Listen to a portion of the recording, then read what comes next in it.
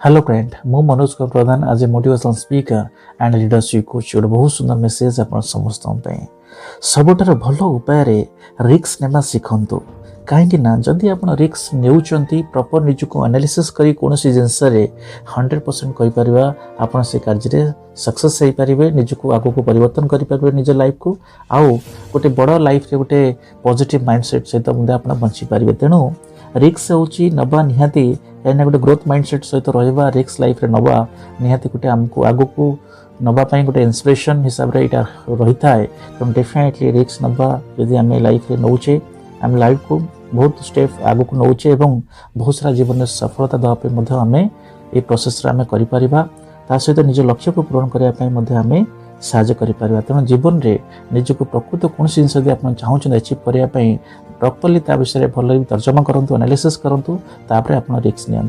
Thank you friend.